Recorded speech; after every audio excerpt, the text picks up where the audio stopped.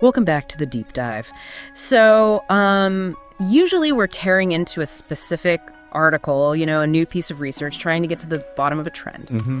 But today we're doing something a little different. We are going on a bit of a linguistic excavation. Excavation. Yeah, I think that's exactly the right word. We tend to look at the dictionary as this, static thing, a list of spellings and definitions that just sits there. Right. But if you actually dig into it, it's more like a fossil record. That's the vibe we're going for. We've taken a stack of entries from the Oxford Advanced Learners Dictionary, but we aren't just reading them, we're treating them as artifacts. Oh, okay. Because the words we use, and specifically where they came from, they tell us a huge amount about how the people who invented them saw the world. And how we still see it. A lot of the time without even realizing it. Precisely. So our source material today is a curated list of words that all share the same prefix. Ad, A-D. And on the surface, that sounds, well, a little dry. It does. Ad is just Latin for to or towards. It implies direction. But when you look at where these words end up, you realize this one simple prefix just branches off into totally different corners of the human experience. Oh, absolutely. We've got words for military command, words for artistic beauty, and words for just complete random chaos. It's a spectrum of control, really. You have words that try to force the world to do what you want, and then you have words that kind of admit we have no control at all. So I want to start with the heavy hitters, the control freaks of the ad family. We're looking at authority. And I want to throw a challenge out to you listening right now, and honestly to myself, because I got this wrong initially. What is the actual difference between adjure and admonish? It's a distinction that has, I think, largely vanished from casual conversation. But when you look at the roots, they are operating on completely different levels. Let's start with adjure. So A-D-J-U-R-E, the dictionary flags this as formal, which to me feels like an understatement. A big understatement, yeah. The definition is to ask or to order somebody to do something. But reading the usage example, ask, just seems incredibly weak. The example is, he adjured them to tell the truth. Right. You don't adjure someone to pass the mashed potatoes. Exactly. It feels biblical. And I think the reason it feels that heavy is the origin, which I found fascinating. It comes from the Latin adjurare, which combines ad with jurare, to swear. There it is. It's the same root as a jury or perjury. So when you adjure someone, you aren't just bossing them around. You are putting them under oath. You're binding them to a higher power or, a solemn promise. Which explains why we don't hear it much at the water cooler. We live in a society that's a bit more casual about obligation. Right. Adjure implies that if you don't do this thing, you aren't just annoying me, you're breaking a sacred bond. It raises the stakes to the absolute maximum. It's an appeal to the soul, not just to the behavior. So if adjure is like the nuclear option for authority, then admonish feels more like the day-to-day management style. But it's tricky because the dictionary splits admonish into two very distinct flavors. It does. It walks a really fine line between punishment and guidance. The first flavor is the one I think most of us know. The definition is to tell somebody strongly and clearly that you do not approve of something that they have done. It's a scolding. A formal rap on the knuckles. And the example they give is just. It's perfect. She was admonished for chewing gum in class. Oh, of course it is. I mean, it's so specific. It's not admonished for treason. It's chewing gum. And that specificity matters. You wouldn't adjure a student to stop chewing gum. That would be insane. Admonish fits here because it deals with social codes, rules, decorum. But then you have the second definition, which shifts the tone entirely. It means to strongly advise somebody to do something. The example is, a warning voice admonished him not to let this happen. See, that connects right back to the root, admonere, which means to urge by warning. In the first example, you're looking backward, scolding for the gum. Right. In the second, you're looking forward, warning about the future. But in both cases, it's personal.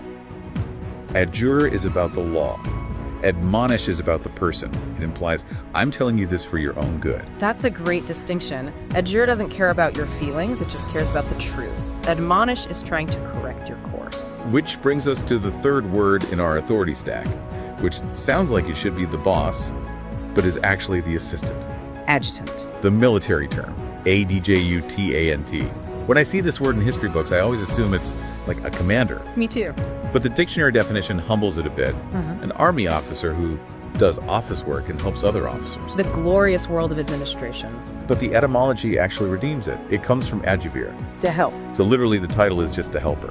It's a reminder that even in a rigid hierarchy like the military, authority requires support.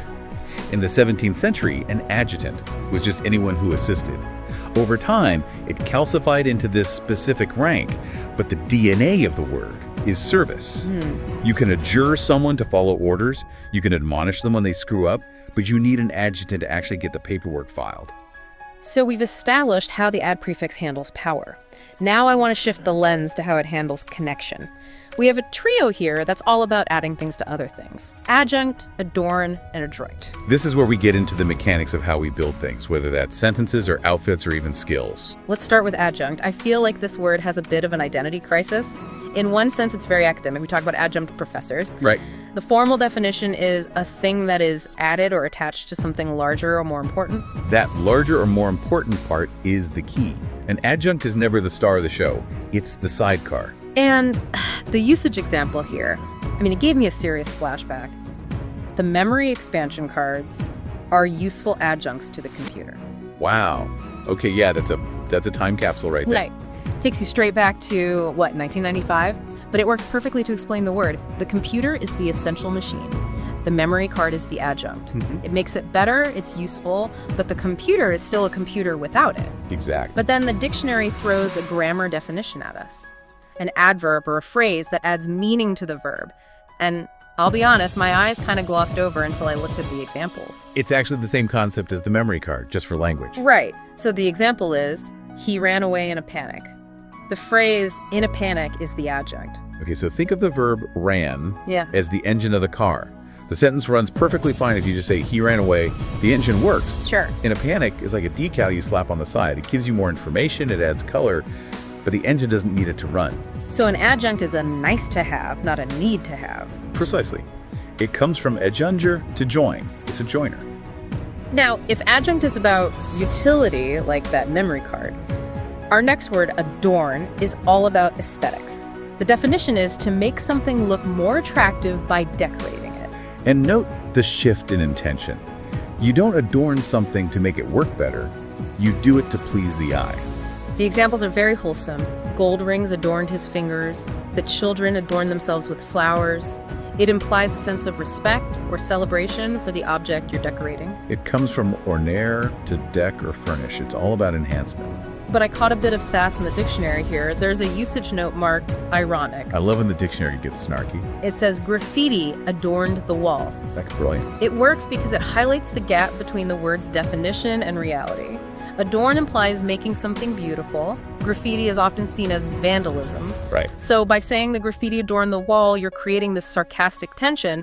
You're pointing out that it's definitely not what the architect intended. It just shows how flexible English is. You can use a word that means to beautify, to describe something many people find ugly, and everyone gets the joke. Okay, now, the third word in this group is adroit. And initially, I struggled to see how this fits into the whole connection or addition theme. The definition is clever and showing skill, like an adroit negotiator. It seems like a standalone quality, doesn't it? Right. But then you look at the origin, and it's actually about physical alignment. It comes from the French adroit. Which means according to right, or properly. But historically, right also specifically meant the right hand. Here we go. It's the classical linguistic bias. We see it with the word sinister, which is Latin for left. Sinister became evil. Adroit, or to the right, became skillful. It really is a map of ancient prejudice. The right side was seen as the strong, proper, holy side. The left was weak or suspicious. So to be adroit literally means you are acting right-handedly. So you're adding the quality of rightness to what you do. Yes, exactly. It's wild that we still use it to describe a negotiator or a politician, completely disconnected from their hands. We're calling them right-handed, metaphorically. It just shows how deep those physical metaphors run. We equate physical coordination with mental sharpness. Okay, so we've had authority and connection. Now I want to move to a category I'm calling purity and praise. And this is where the ad words get a little emotional. We're looking at adulation and adultery. Two words that sounds kind of similar but describe opposite ends of the spectrum. Let's start with adulation. The definition is great praise, especially when it is greater than necessary. Greater than necessary. That's the sting in the tail right there. The example is, the band enjoy the adulation of their fans. The root here is adulary, which means to fawn on. But if you go back even further, it's often used to describe dogs wagging their tails. Oh, wow. So it's not just I admire you, it's I'm submitting to you. It's excessive, it's sticky. It feels almost like you're losing your own dignity in the process of praising someone else. That makes the connection to adulterate really interesting. Because if adulation is too much sweet stuff, adulterate is about poisoning the well. Literally. The definition is to make food or drink less pure by adding another substance. And the example given is quite stark. The water supply had been adulterated with chemicals from the soil. This is a powerful word because it implies that purity is a binary state. Once you add the foreign substance, you can't really undo it. It's adulterated. And looking at the etymology, adulterer means corrupted.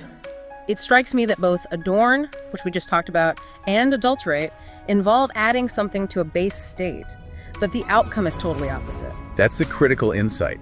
When you adorn, you add something to enhance the essence of the thing. You know, flowers on a child, rings on the finger. Right.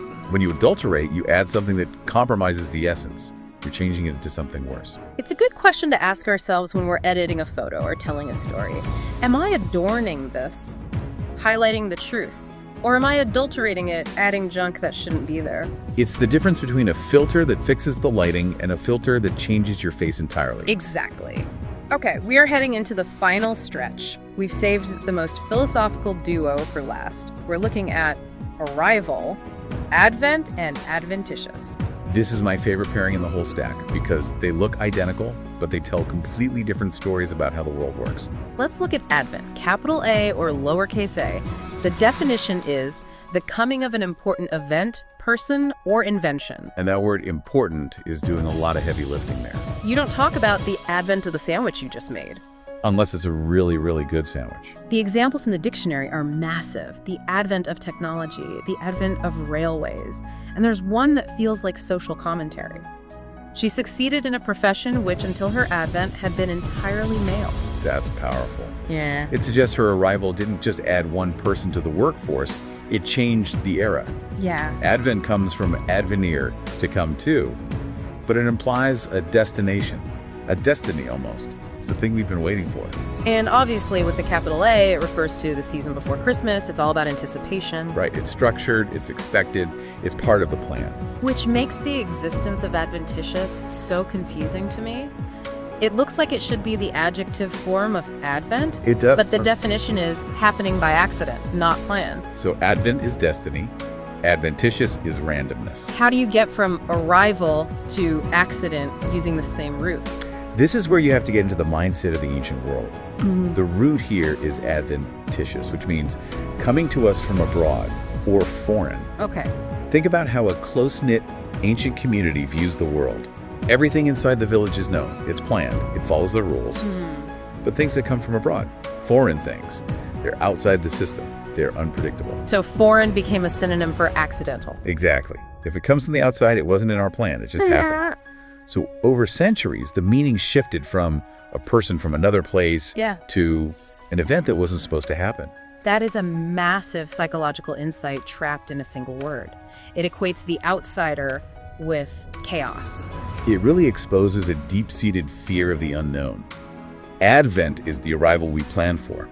Adventitious is the arrival that blindsides us. That is actually kind of haunting. It is, but it's all there in the dictionary. So we've dug through this stack of ad words, and I feel like we've mapped out a pretty decent cross-section of human behavior. Here you really have. We started with authority, the solemn oath of adjure, the personal warning of admonish, and the helpful paperwork of the adjutant. Then we looked at how we connect things. The utilitarian adjunct, like that retro memory card. Yeah. The aesthetic adornment, and the right-handed skill of being adroit. We saw the dangers of excess with adulation and the danger of corruption with adulterate. And finally, that contrast between the destined arrival of Advent and the random, foreign chaos of the adventitious. That's a lot for two little letters, A and D. It just goes to show that language is a direction. It's always moving towards something, whether that's order, beauty, or just the next moment in time. So here's my challenge to you listening to this deep dive. Don't just let these words sit in your passive vocabulary. Try to spot them in the wild. Or use them. But be careful. Right? Don't adjure your barista to give you coffee. But maybe ask yourself, when you're adding a detail to a story, is this an adjunct that helps the engine run? Is it an adornment that makes it beautiful? Or is it adulterating the truth? That really is the question, isn't it? Thanks for excavating with us. We'll see you on the next Dip Dive. See you then.